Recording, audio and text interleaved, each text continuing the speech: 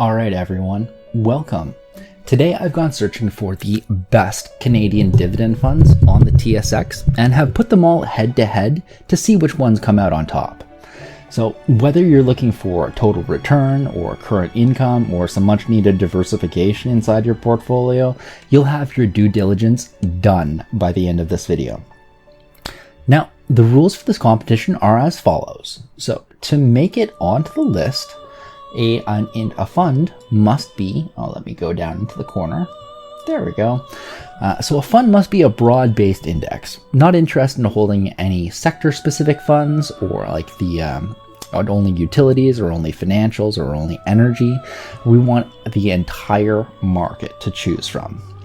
Number two, it's got to be Canada focused. So we're not looking at American companies, we're not looking internationally. We just want the cash returns from the Canadian economy. And speaking of, it's got to be dividend centric.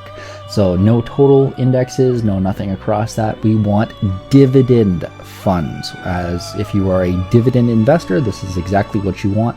The goal of this video and my research was to find the best dividend fund for the Canadian economy, and that's what I've done.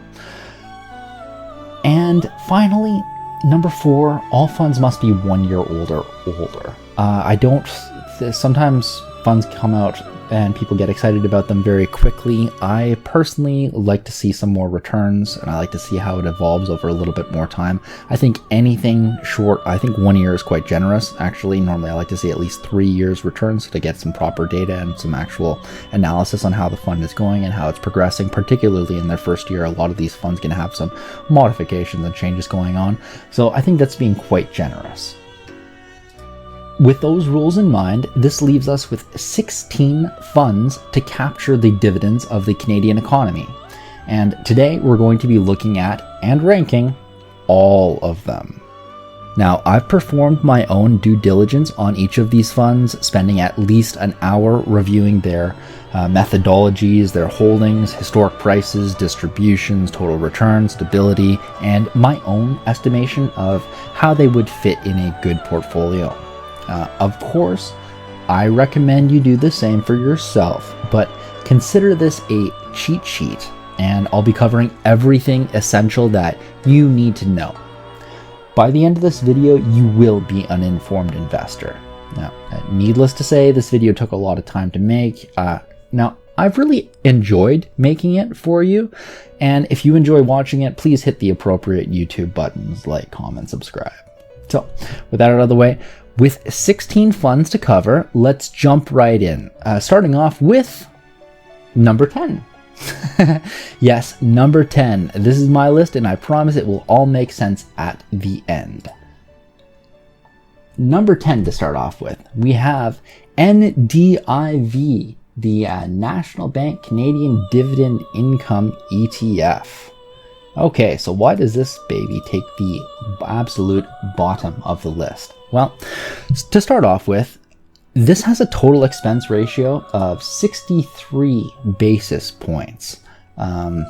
This is far too expensive for me to suggest to any passive investor in good conscience, particularly since this fund does nothing special.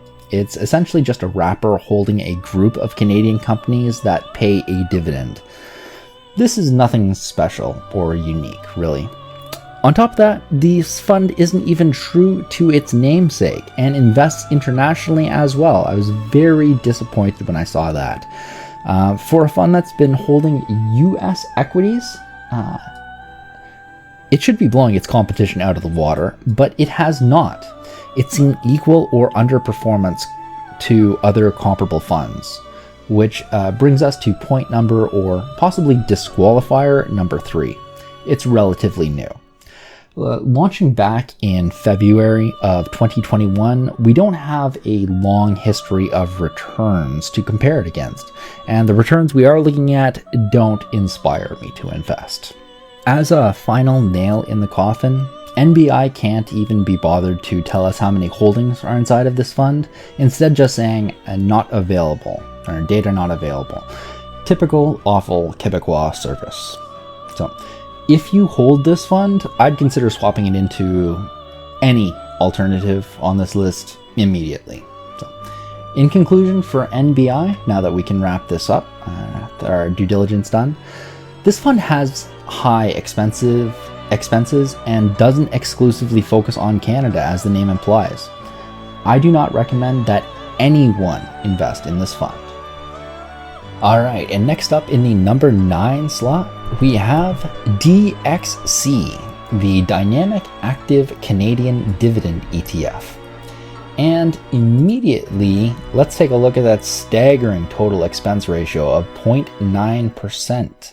This is insanely expensive. It better do something special, like backflips or children's parties or something like that.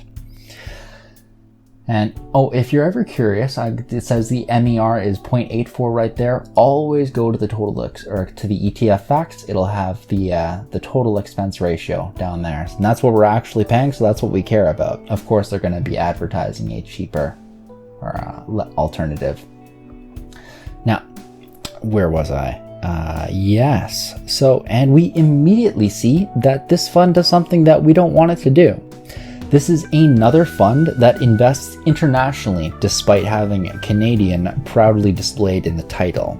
So for a fund that is 12% American, how has it performed? Not really great, honestly. Of course, this fund has outperformed its Canadian counterparts slightly.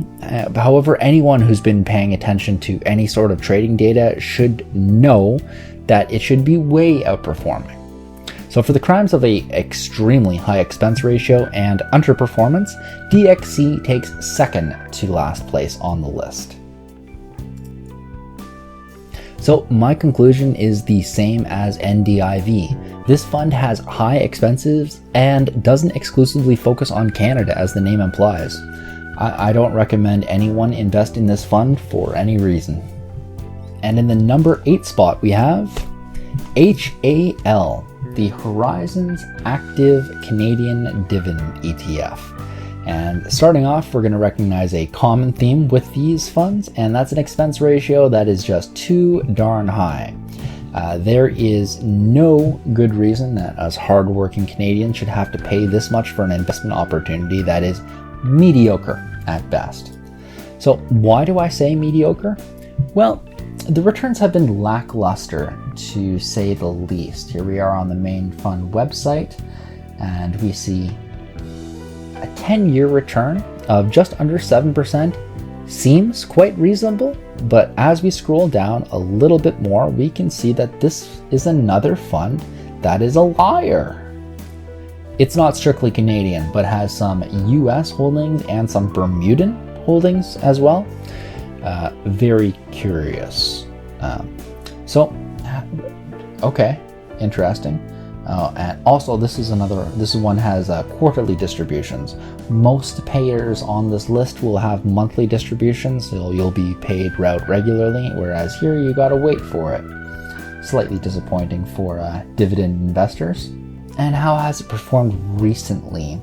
Here we can see the 5 and 3 year returns off this puppy have been significantly inferior to other alternatives. We're going to see over 10% ROI in the preceding 5 and 3 year periods with other names. Now, that being said, this is the number 1 in one category, lowest returns of 2023. This is the only fund to show a negative on this list, to show a negative return of at all on for 2023. My conclusion would be the same as the other two. I don't recommend anyone invest in this fund, and to swap it for a better alternative immediately if you do happen to own it. All right, next up in the number 7 spot, we have, if my PowerPointer will go, there we are, FCCD, the Fidelity Canadian High Dividend ETF. Now, I want to like this fund far more than I actually do. Anytime I see the word quality as an investment factor, you definitely have my attention. And here we see single factor exposure to high quality tax preferred Canadian dividend paying companies. What's not to love about that? It's such a shame this fund has underperformed so consistently. I can't even blame the total expense ratio here, as it's 40 basis points, but it comes in second to last in terms of total return on a 5, 3, and 1 year period. Ouch. The holdings are also average, as nothing jumps out at me. I don't know where or how they're screening for quality companies, and the weightings are again average. I want to like you, FCCD, but I don't. My conclusion, don't invest in this fund. It has seriously underperformed. They are unclear about how they're choosing their quality factors, and there are much better alternatives on the list for you to get returns, whatever you're looking for. And in the number 6 spot, we have XDV, the Canadian Select Dividend Index ETF. Perhaps a surprise that I'm including XDV in the bad funds, as it is massive. It has over $1.6 billion in assets under management, but let me walk you through my reasoning for this. This fund tracks a very good index, but is too expensive for me to recommend, as those expenses are going to drag on returns over time. Now, it does pay out monthly dividends from the underlying holdings. However, they are irregular and should not be relied on for current income. Consisting entirely of large caps and with options available, this is a decent way to express a view on the Canadian market. Now, it has performed similarly to other dividend-centric funds, but it's not worth the total expense ratio of 0.56 for hands-off investors. There are many, many better alternatives available to us. Okay, next up in the number 5 position, we have CDV. This is the S&P TSX Canadian Dividend Aristocrats Index. So this fund tracks an interesting index, but I can't recommend it for 2 main reasons. Firstly, simply being a Canadian dividend aristocrat has not been an indicator of overperformance in the past. It's just an indicator of dividend history, and there are other much more relevant factors to consider in returns. Secondly, this fund is too expensive for me to recommend, as those expenses are going to drag over time. With a total expense ratio of 0.68%, that's really, really high just to track an index. Now, as with the XDV, the Dow Jones, it does pay out regular monthly dividends from the underlying holdings. However, they're slightly irregular and shouldn't be relied on for current income. Again, for passive investors, there are better alternatives for that dividend income if it is required every month, or for total returns. Okay, next up we have number 4. This spot goes to PDC, the Invesco Canadian Dividend Index ETF. So this fund tracks an index developed by the NASDAQ, the NASDAQ Select Canadian Dividend Index ETF. Curiously enough, this index has basically, just scrolling down here, basically the same top 10 holdings as every other fund on the list. So you're going to see a lot of banks, energy, utilities, a little bit of communication there at the bottom for Bell Canada, blah, blah, blah, blah, blah. What's interesting, though, is the weighting percentage, as it seems rather arbitrary to me. I'd like to see the detailed methodology for where they came up with these holding percentages and why they chose these specifically, why did they choose these assets and in this order? Now, I'm questioning this methodology, first off, because it seems the top 5 are weighted at 8 and everything else seems to be 4 to 3% underneath that. But because on a 5 and 3 year timeline, this fund has underperformed every other ETF I'm ranking above. Why is this? Well, I'm chalking up to the total expense ratio being 0.5%, which is higher than 0.54 basis points, which is higher than every other ETF I'm ranking.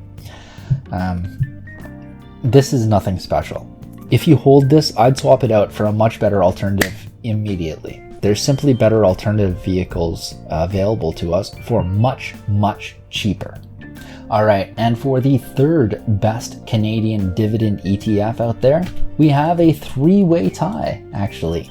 The RCD, which is the RBC Quant Canadian Dividend Leaders ETF, TQCD, which is TDQ Canadian Dividend ETF, and CDIV, the Manulife Smart Dividend ETF. So these are some very good funds as far as actively managed funds or quantitatively managed funds go. They have performed very similarly to other index-based alternatives. With that being said, they're still a bit too expensive for me to recommend. Looking at those expense ratios, again, there's better alternatives on the list, and as savvy investors, we're always looking for the best option. I'd give all of these a B-, but we are looking for A+ places to store our hard-earned capital, which leads us to the number 2 spot. I'm excited now because we're finally into the funds that I can recommend in good conscience. All right, let's go. And the number 2 spot on the list of top Canadian dividend funds goes to another tie. I tied this one between XEI, which is the S&P TSX Composite High Dividend Index ETF, and DGRC, CI Wisdom Tree's Canada Quality Dividend Growth Index. So these funds are both good for different reasons. If you're looking for diversification inside of your portfolio or a fund that has some holdings that you don't already own, these are two excellent candidates to consider. So XCI will always hold a minimum of 50 holdings, and it generally keeps over 70. So this is extremely well diversified. And DGRC has an interesting smattering of holdings that I've not seen anywhere else. Let's take a look. So here we are on the CI financial website itself. And as we scroll down, taking a look at the holdings, we see some very interesting names pop up. Now, of all the 16 funds I've looked at, these are some of the most unique holdings. So if you want diversification, these two are excellent choices. DGRC particularly is going to be slightly less correlated to the rest of the Canadian market. As we look at that, we're seeing not nearly the amount of financials and not nearly some energy up there, but only 12% in financials. Other funds are up over 40, sometimes over 45% into financials for Canada. So if you are looking for some holdings and diversification, this could be an excellent option for your portfolio. Oh, and not to mention that the returns have also been solid. Looking at a 5 and 3 year turn, both of these funds are well over 10%. A little bit of an alternation there between the two of them, but I think that these would both be good options to invest your money into. All right, and finally, we made it to the number 1 spot. Now, I'm going to be ranking 4 funds in the top Canadian dividend ETF because they've all performed different functions. So first up, let's take a look at HXH. This is the Horizons Canadian High Dividend Index ETF. Now, immediately I like this fund because of its extremely low expense ratio, only 0.11%, and because this performs an interesting function. So HXH uses a total return swap to track the index, meaning it's not going to pay a distribution at all. It's a dividend fund that doesn't pay a dividend. So if you are looking to invest in a non-registered account and you are looking for total return and you are looking to defer taxes, then this is an excellent option for you. It is the best dividend fund who hits all of those three things. Let me say that again. Non-registered account, looking to defer taxes, interested in total returns, so it doesn't pay a distribution. Now, with that being said, I would not invest in this one myself. There is an alternative. Instead of investing inside of this one, I would just go up to the Our Products. If you look down in the benchmark, you can see you can actually buy they do the exact same thing for the Horizons S&P TSX 60 index. That is a very proven index. It has performed well over time and is an exceedingly well known.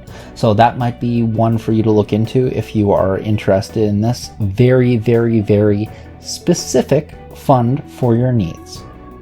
All right, now the second fund that I'll be ranking in the top dividend funds in Canada, or 4 top dividend funds in Canada, is ZDV. This is a BMO's answer to the Canadian Dividend Fund equation. Now, I'm placing this on the list because it has excellent returns, it has solid returns, it has an excellent running history, and it also has very, very steady returns on its income. So if you are a dividend investor who needs that income, relies off it, and uses it as a budgeting tool, this is one that I would strongly recommend you turn your attention to. Now, it has massive assets under management, well over $1 billion. It has a reasonable expense ratio. It's a little bit expensive up there, but what I really love about this fund, and I have not found anywhere else, are the consistency in the returns. So here we see it's paid out 7%, or 7 cents this month, and boom. With the exception of 9 cents in December or January of this year, I suppose, it's paid out 7 cents going back historically in 2023, 2022, consistent returns being paid out in the cash distributions, 2021, consistent cash increase. So there was at 0.65, and you had a little bit of a bump up going in 0.2 into 2022, but 2021, yeah, so a small increase back there, a little bit of help with inflation, but current and steady income, 0.65 cents, basically since its inception, with some small increases along the way. So if you need that current income, then this is perhaps a good solution for you. As far as dividend-centric funds on the Canadian stock market go that are useful budgeting tools, I would give this one the number 1 spot. Now, if you are in need of current income, I do recommend looking at actual income funds, as they do provide steady returns and you can get better returns off of them. But this takes the number 1 spot for exactly what it is advertising as and attempting to do. It has performed admirably. All right, and finally, for the number 1 Canadian dividend fund, there are 2 alternatives that I'm actually going to put in the number 1 spot as far as just straight dividend funds that give the unmutated returns of the market go. The first one is going to be Vanguard's answer to the dividend equation, and the second one is going to be XDiv, so VDY and XDIV.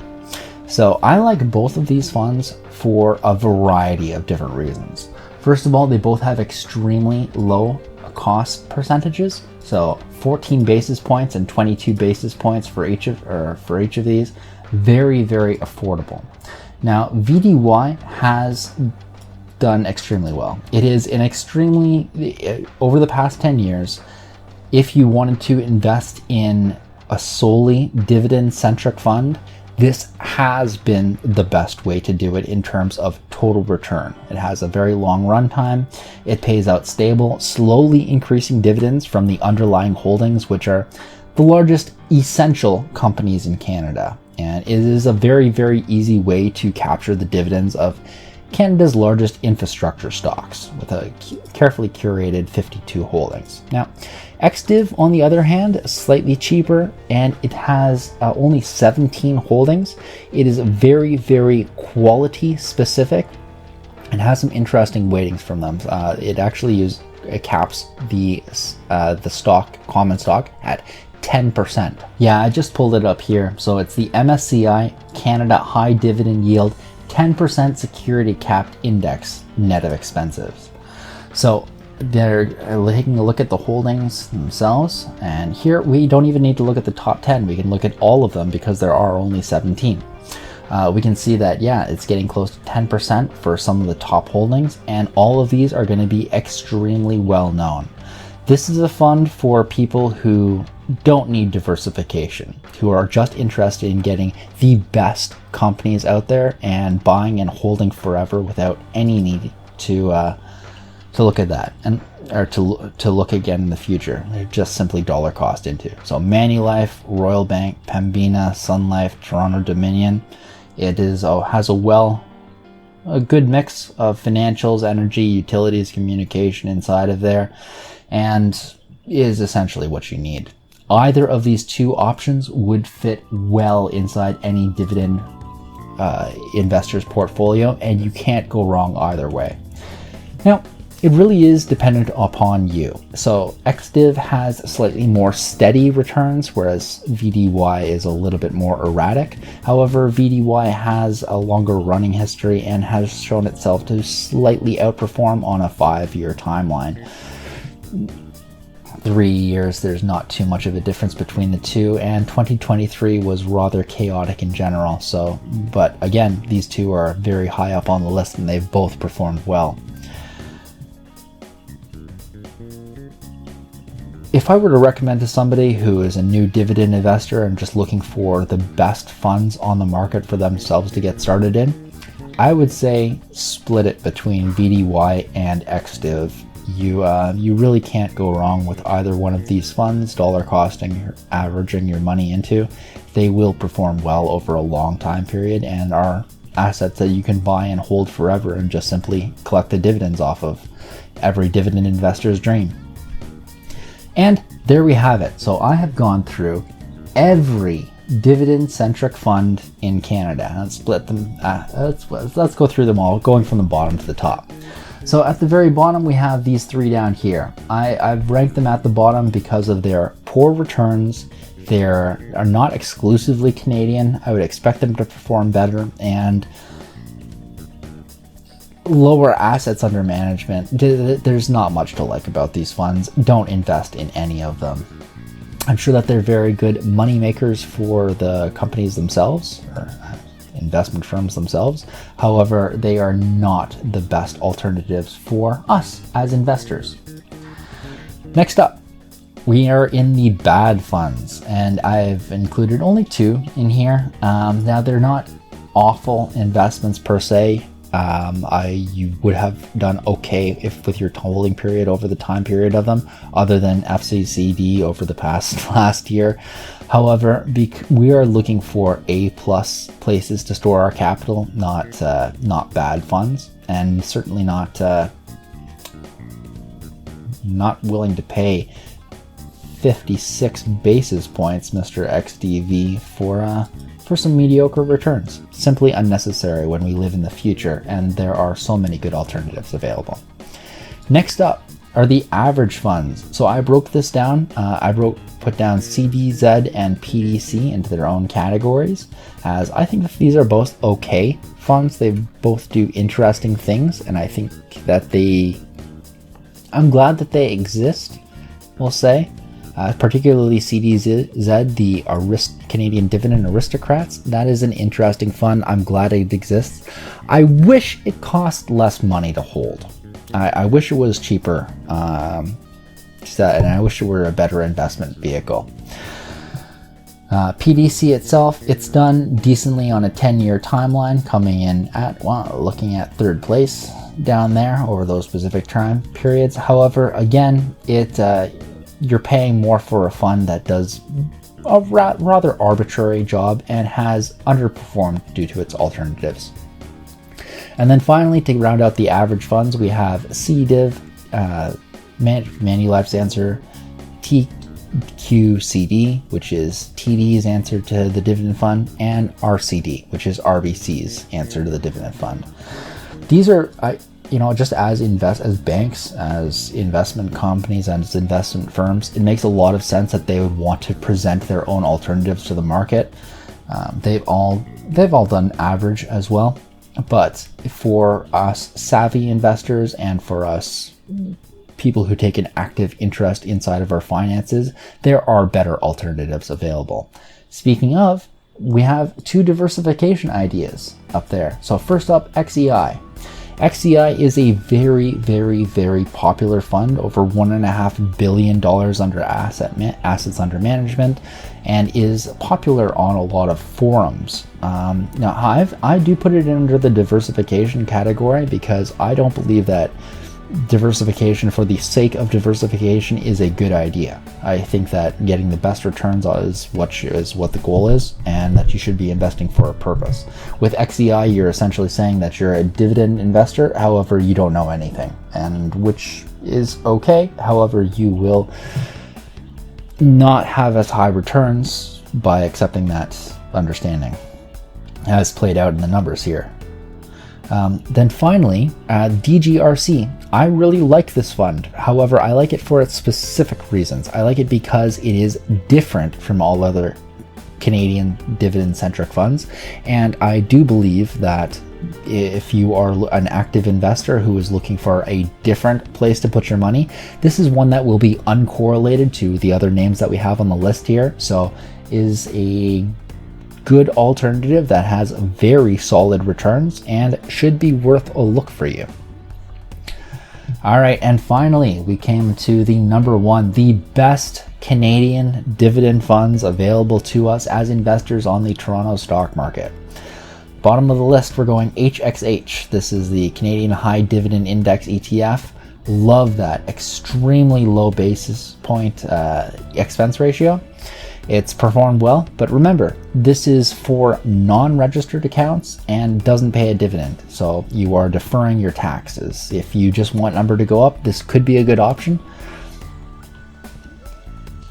I feel the need to mention that you should look into HXT instead, as it tracks a different index, which is not dividend-centric, but has performed better and has more consistent returns, and I would trust a lot more. So I think HXH is a good alternative. It's okay. I've included in this list because it is dividend specific. However, I would feel personally remiss if I didn't tell you to invest in HXT instead. Up to ZDV. This is BMO's answer to the Canadian dividend question, and they win in terms of current income. They have steady income going back for 4 years, 5 years going now, and if you are reliant upon that income for your monthly expenses, this is the best option available for you in this sphere of broad-based Canadian dividend-centric funds. The 2 that I actually recommend, and the 2 that I personally invest in and recommend that people would invest in, are VDY and XDIV. It's specific to your needs. We've gone through them themselves. Fewer holdings for XDIV, however, a lower expense ratio and some very quality holdings. VDY is tried, it's tested, it's lasted, and it has performed exceptionally well. It is, if you wanted to get the returns, the dividend returns of the Canadian economy over the past 10 years, VDY has been the best way to do it. All right, and with that, that's the end, everyone. So we have gone through today 16 different funds available to us as investors. I had a lot of fun making this, and it was extremely illuminating, aligning all of these up against each other, seeing how the returns work, seeing how they have done historically, seeing why they have historically gotten these returns, and actually seeing just how similar a lot of them are. There is no need for anyone to hold more than, I would say, 2 of these, possibly 3 if you want to be really active and diversified investor. Go for VDY, go for XDIV.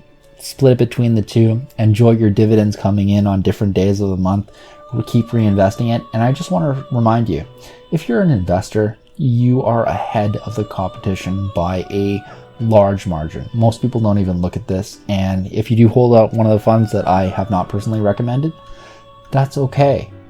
Swap it out, get into something better. I hope that this has been an illuminating experience for you. This is a learning experience, and wealth management is something that we constantly get better at. I hope you join me again next time. We're going to be tackling a different set of fun, but this was a lot of fun to make. Everybody take care of yourself out there, and bye for now.